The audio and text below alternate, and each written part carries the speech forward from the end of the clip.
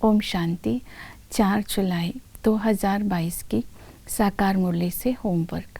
आज की मुरली से लक्ष्य लेंगे 100% सौभाग्यशाली बनने का पुरुषार्थ करेंगे तो स्वर्ग का मालिक बनेंगे।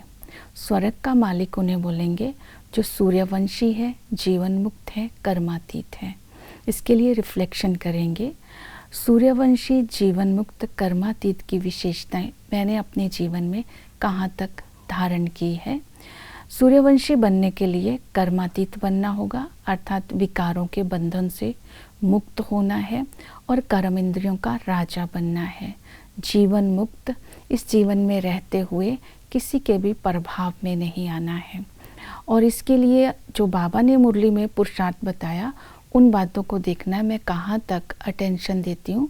जो बाबा ने बताया है कि श्रीमत पर चलते हैं जो जीवन मुक्त होते हैं, पढ़ाई पर अटेंशन देते हैं, पवित्र रहते हैं, सच्चे सेवाधारी बनकर सेवा करते हैं और एक बाप के साथ कम्युनियन रखते हैं, अर्थात बाप के साथ योग रखते हैं। तो ये बातें अपने अंदर चेक करनी है। तो इसके लिए आज हम पुरुषार्थ करेंगे। सारा दिन जो बाबा ने श्रीमत दी है उस श्रीमत को बुद्धि में रखेंगे।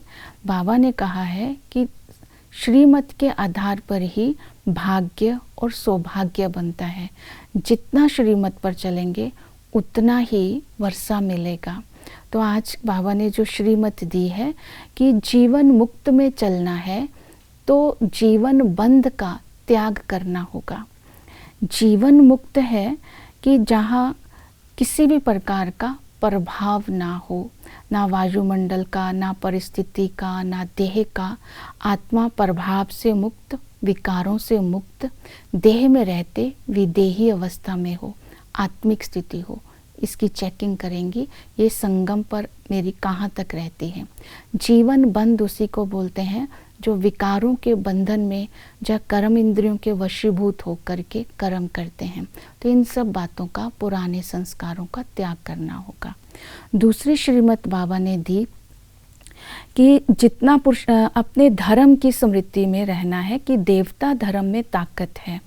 तो देवता धर्म की ताकत क्योंकि वो सुख देता है, तो उस धर्म को पालन करने के लिए ब्राह्मण धर्म को स्मृति में रखना है। ब्राह्मण का कर्तव्य ही है सुख देना और सुख लेना। जब इस धर्म का पालन करेंगे तो देवता धर्म का सुख ले सकते हैं। तीसरी श्रीमती पावन बनने की। एक पतित पावन बाप के साथ कम्युनिकेशन रखने से तो हम भी पावन बनते जाएंगे, अर्थात एक बाप से योग रखने से हम पावन बनेंगे। ये श्रीमत को बुद्धि में रखेंगे। फिर याद की यात्रा में रहने के लिए बाबा ने आज याद को बहुत सारे नाम दिए। याद कुंभ का मेला भी है, कॉन्फ्रेंस भी है, कम्युनियन भी है। तो याद की भिन्न भिन्न विधियां भी बताई। तो एक बाप को याद करने से आत्मा विकर्मों से मुक्त हो जाती है। आत्मा जो कर्म भोग है उनका हिसाब किताब चुकतू कर सकती है। इसलिए एक बाप को याद करना है। तो याद करने की विधि बताई। मीठी मीठी बातें करनी है, वार्तालाप करते रहना है बाबा के साथ। दिल की बात बाप से करनी है, किसी देहधारी से नहीं करनी है। तो बातें करना है कि बाबा आपने तो कमाल कर दी, ना मन में था ना चित्त में था, आप हमें स्वर्ग का मालिक बनाते हो। तो याद करते करते ही हमारी आत्मा पावन बनती जाएगी। तो पढ़ाई की श्रीमत बाबा ने ये दी। तो तुम्हें इस पढ़ना और पढ़ाना है, ये धंधा करना है।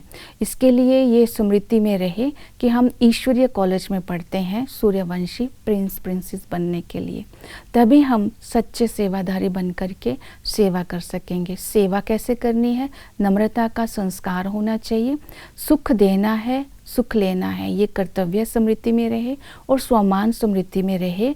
मैं मास्टर सुखदाता हूँ और मैं भाग्य विदाता हूँ, खुदाई खिदमतकार हूँ। इस स्मृति से सेवा करेंगे तो हम सूर्यवंशी और जीवन मुक्त पद पा सकते हैं।